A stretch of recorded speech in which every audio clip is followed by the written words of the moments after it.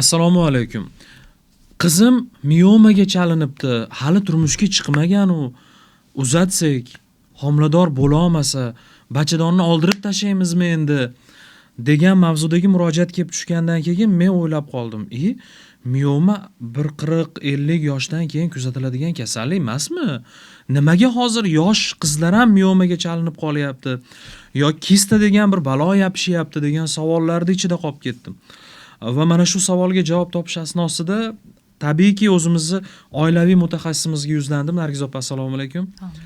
Mioma degan dard bor. Buni ayollar juda yaxshi biladi. Menimcha bir 80% ayollarda bir uchrab o'tsa kerak, uchrasa kerak. Lekin qizlarda uchrayotganini qanaqa tushunish kerak?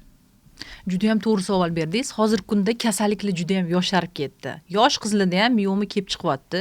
Bunga bir nechta omillar, bir nechta sabablar bor. Kuni kecha mana bo'lgan ma'lumotlardan sizga aytib beraman, bo'lgan voqealardan. Yosh qiz 18 yashar, hayz kelgan, juda kuchli og'riq bilan kelgan, shikoyatini onasiga bildirgan, og'riyapti, og'riq qoldiruvchi, spazmolitikli ichib yurgan, shamollashgan lecheniya olgan, lekin og'rig'i qolmagan, kuchli og'riq natijasida kasalxonaga kelishgan. Nimadan keyin kelishgan? Bachadon ichishi submukoz miomasi bo'lgan, uni tashqariga tug'ilish davrida kelishgan. Ya'ni bachadon уже ag'darilib qoladigan davrda kelishgan. Pastdan bachadon tushib qolgan paytda kelishgan. Bu juda ham yomon vaziyat hisoblanadi. Bu qizni qanaqasiga qutqarib qolasiz? Qon kuchli ketyapti, kuchli og'riq. Bachadon уже teskari o'girilib qoldi. Bunaqa holatda faqatgina operativ maslahat beriladi. Hozir bu eng og'ir holatida siz aytgan vaziyat. Eng og'ir holatlardan bittasi bachadon miomasi. Chunki uni bachadonni joylashuviga qarab turib kasallik Figo bo'yicha klassifikatsiyasi bor-da. Qatga qarab o'sishi. Ichiga qarab o'ssa, bachadon ichki qavat endometriyasiga qarab o'sadigan bo'lsa, submukoz mioma deyiladi. Ya'ni u eng xavfligi hisoblanadi. Ya'ni o'sha osilib, tug'ilib ham qolishi mumkin. Bachadonni o'zi bilan tashqariga tortib olib chiqib ham ketishi mumkin. Shunaqa kuchli og'riq beradi. Uni chidolmaydi. Kattaligi ham shunaqa bo'ladimi? Kattalik o'lchami har xil bo'ladi. O'lchami agar katta bo'ladigan bo'lsa, u juda ham kuchli og'riq berib, u ham tug'ilib qolishi mumkin. Eng qizig'i shundaki, qiz bolang hayzi kelgan, hech kim xayoliga kelmagan mioma. 18 yoshda mioma nima qiladi deb o'ylashgan, u qizni faqatgina og'riq qoldiruvchi hayz hisobiga og'riq bo'tib yurishgan. Qissadan qissa hozir kasalliklar yosharib ketdi. Hayz kelyapti. Keyingi turi qaysi? Figo bo'yicha? Figo bo'yicha keyingi turi bor, submukoz. Aytganimizdek ichiga qarab o'sadi, interstitsal va subseroz tugullar bo'ladi. Ularni o'sishiga qarab turib, joylashuviga qarab turib farqlanadi. Figo bo'yicha o'zi 0 dan 3 gacha eng xavfligi hisoblanadi. Ya'ni santimetr. Yo'q, bu joylashuv bo'yicha. Joylashuvi. 0 degani o'sha bachadon ichki qavatida joylashgan, keyin u yog'i 8 gacha bo'ladi. Ya'ni 8i u bachadon bo'yniga yaqin joyida ham joylashuvi bo'ladi. Figo bo'yicha klassifikatsiya bu bachadon miomasining joylashuviga qarab turib aytiladi. O'sishiga bo'yicha bo'lsa, submukoz, o'sha subseroz va interstitsal usullari turlari farqlanadi. Bular hammasi o'ziga yarasha xavf bo'ladi. Hozir shunda miomada faqat operatsiyami shunda yechim? Yo'q, hozir operatsiya qilmagan yaxshi, chunki nimaga? Bu a'zo kerak-ku. Hech kim sizga kafolat bermaydi. Operatsiyaga kirib ketdingiz, qanaqa chiqishingizni bilmaysiz-da. Kichkinagina, misol uchun 5 sm-gacha bo'lgan miomalar, kichkina mioma desa, undan kattasi katta mioma deyiladi va joylashuviga qaraladi va ayolli qizni maqsadiga qaraladi. Endi qarang-da, yosh qizda mioma keldi. Uni olib tashlaydigan bo'lsangiz, ertaga qon ketib qoladigan bo'lsa, operatsiya o'z nomi bilan operatsiya. Qanaqa kirib ketishingizni bilasiz, qanaqa chiqishingizni faqat Alloh biladi. Shunda yosh qizlar kelsa, homilador hali tug'magan, turmushga chiqmaganlar kelsa mioma bilan. Aytaylik, mioma bilan yosh qizlar keldi. Bachadon olib tashlanadimi shunda? Boshqa agar birorta mutaxassis olib tashlash kerak deysiz? Agar kuchli og'riq bo'lsa, aytganimizdek asorat bo'ladigan bo'lsa, qon ketsa, to'xtamasa, majbur bo'lsa olib tashlashi mumkin. Shunaqa bo'lmasligi uchun oldin olish kerak-da. Qaysi bosqichda bilib qolsa bo'ladi bu mioma borligini? O'zi iloji boricha qiz bolang hayz keldimi, yilda bir marta tekshirib turish kerak. Chunki siz bilmaysiz qachon mioma o'sib chiqadi.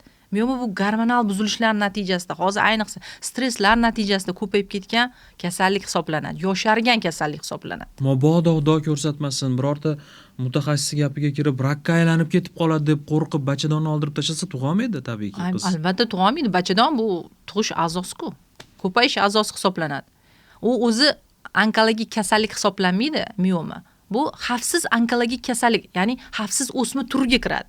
Lekin shu xavfliga o'tib ketib qolishi mumkin deb o'tib qo'rqadi. qolishi mumkin deb qo'rqishadi-ku, lekin unaqa unchalik o'tib ketmaydi agar vaqtida kuzatib tursangiz. Misol uchun yilda bir marta tekshirib turibsiz, o'smayaptimi, kuzatyapsiz, to'g'ri ovqatlanyapsiz, hammasi joyida bo'lsa uncha o'sib ketmaydi. Sizni men juda yaxshi bilaman-da, mioma bilan kelsa operatsiya qildirmaslik kerak deb qattiq tish tirnog'ingiz bilan kurashasiz-da. Albatta, men operatsiya qarshiman. Bu mas'uliyat emasmi o'zingizga ham? Bu mas'uliyat, bu meni ham charchatadi, lekin bitta narsani bilaman-da, chunki bo'lgan voqealar. Kichkinagina miometching bor ekan, 5 yildan beri bo'yingda bo'lmayapti. Shu kichkinagina tugunni olib tashlaymiz deb operatsiyaga olib kirib ketishganda, boya aytganimdek, u yerda qarindoshi operatsiya qilsa hamchi, operatsiya nima bo'lib tugashini hech kim bilmaydi.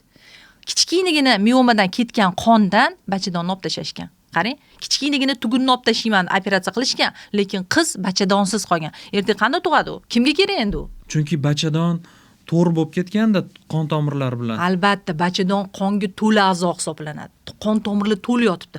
O'tda tugunnichi ko'rganingizda qon bilan ta'minlanmayapti deb o'ylaydi-ku, kirgandan keyin, kesgandan keyin vashillab qon ketib qoladigan bo'lsa, uni to'xtatib bo'lmaydigan bo'lsa, ketdi bachadon, olib tashlashga to'g'ri keladi.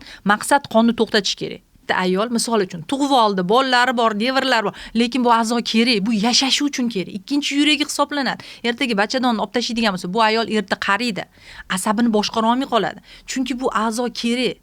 Borini o'zi kerak, turganini o'zi kerak, klimaks davrida ham kerak. Chunki Alloh hech qaysi a'zoni bekorga yaratmagan. O'zini ishini qildimi, o'zini ishini qilgandan keyin ham ayolga kerak bo'ladi. Bir tarafini olib tashlab turaveraylik deydiganlar ham bo'lsa kerak-a? Ha, bir tarafdan olib tashlab turing. Bir tarafini olib tashladi degani bo'ldi, bu 50 yoshga yana qaridi degani. Ya'ni yarmiga qaridi. Misol uchun 25 yashar qiz уже qaridi, erta qariydi. Tuxumni olib tashlandi degani уже klimaksga yaqinsan degani. Ikkala tuxumdonni olib tashladigan bo'ldi, sen klimakssan degani. Ayollar qo'rqishmaydi. Mana qiz bola kista oldin, men insta o'qib yurgan paytimda kistalarni olib tashlayverishar. Bu a'zosini nimaga olib tasharkin, ertaga nima qilarkin deb o'ylardim. Ana o'shani hozir endi bilaman, u tuxumdonni olib tashlagandan keyin ikkinchi tuxumdon ham kista bo'ladi. Uni ham olib tashlashadi. Qarabsizki, ayol erga tegadigan paytda tuxumdon qolmadi, ko'payish a'zosi yo'q. Qarabsizki, bepusht bo'lib qoladi. Hozir mana shu oldimizda turgan mialin bilan intima nima maqsadda bemorlarga yordam beradi? Men mialin to'g'risida birinchi gapirmoqchiman. Chunki indol 3 birinchi o'rinda shu miomani estradiol gormoni oshib ketishi natijasida kelib chiqadi. O'shani tushirib turishga yordam beradi. Ya'ni bilingki, jigar yaxshi ishlamayaptimi, bu yerda ham muammosi bo'ladi. Ya'ni ayollarning ko'payish a'zosida shu miomani kelib chiqishiga, gormonal buzilishga, progesteron gormoni tushib ketishiga, estradiol oshib ketishiga, qo'pol qilib aytgan nishon a'zosi bachadon hisoblanadi. Bachadonning ichki qavati hisoblanadi. Agar buni qo'rqitadigan bo'lsa-chi, men o'zi bemorlarni qo'rqitgim kelmaydi, lekin haqiqatda ba'zi paytda aytish kerak. Bilasizmi nima bo'ladi? Endometriyin ichi o'sib ketadigan bo'lsa, endometriyin yomon kasalliklar, onkologik kasalliklarni keltirib chiqarishi mumkin. Lekin kasal bu to'g'risida o'ylagingiz kelmaydi. Faqat miomadan qo'rqib turadi. Miomadan ham kuchli kasalliklarni olib kelishi mumkin. Lekin asosiy sabab shu bo'ladi. Gormonlarning buzilishi. Ko'rasizki, mioma kelib chiqadi, hamma kistalik kelib chiqadi. Mialini tarkibidagi indol 3 bo'ladigan bo'lsa, buni sekingina joyiga tushirib turadi. Asosiy sabab bilan birga asoratni birga davolab ketish kerak bo'ladi. Chunki agar siz operatsiya qildirdingiz, bu faqatgina siz asoratni olib tashladingiz. U ham gormonal fonni to'g'rilab berishga yordam beradi. Keyin nima deydi, ko'krikdagi bo'ladigan muammolarga ham qarshi kurashadi. Keyin organizmda estradiol sintezini normallashtirish berishga, progesteronni normaga keltirib berishga yordam beradi. Qo'shimchalar yana omega, selen bu organizm reproduktiv sistemasini rag'batlantirishga yordam beradi. Asosiy omil nimada? Asosiysi siz operatsiyadan qutulishingizda yordam beradigan kompleksli hammasi terilgan. Jigar faoliyatini yaxshilab beradi. Qarabsizki, mioma va kistaga moyillikni kamaytirib beradi. Agar kasallik bo'ladigan bo'lsa, asoratlarni ham oldini olishga yordam beradi. Intimachi? Intima bu shamollashda bilamizki, juda ham ko'pchilik e'tibor berish kerak. Homilador bo'lganingizda ham shamollashga e'tibor berishingiz kerak. Turmushga chiqqaningizda. Ayol kishi turmushga chiqdimi, tug'dimi, tug'gandan keyin ham ayollarda bo'ladigan asosiy kasalliklar: bakterial vaginoz, kalpit, vaginit, shamollash ko'p, gardnerella hammasi kompleks ta'sir qiladi, chunki tarkibida xlorgeksidin bor. Xlorgeksidin mikroblarni o'ldirishiga yordam beradi, qinni muhitini to'g'irlashga aloyasi bor. Qarabsizki, qinda agar qon tomirlarda yaxshi aylanish bo'ladigan bo'lsa, gemodinamika yaxshilanishi natijasida, mikroblarning o'lishi natijasida bu yerga birinchi bo'ladigan simptomlar hidli ajralmalar, hattoki mana homiladorlarda amnianit degan kasallik bor, qag'inoq pardasini shamollash. Bu juda ham yomon narsa. Vaqtidan oldin teshilib qoladi, bo'ldi, suv ketib qoladi. Qarang, bittagina parda homilaning 9 oy suvning ichida ushlab turadi. O'sha pardani shamollashi esa uni teshilishiga olib keladi. Shunaqalar oldini olishda hattoki homiladorlik davrida ikkinchi trimestrdan qo'llaniladi. Quyidagi raqamlarga qo'ng'iroq qiling, mutaxassislar bepul konsultatsiyalarni berishadi. Biz og'zingizga borib dorini ol, ich deb majburlamaymiz. O'zingiz mutaxassislar bilan gaplashasiz, qaror qabul qilasiz. Maqsadimiz nima?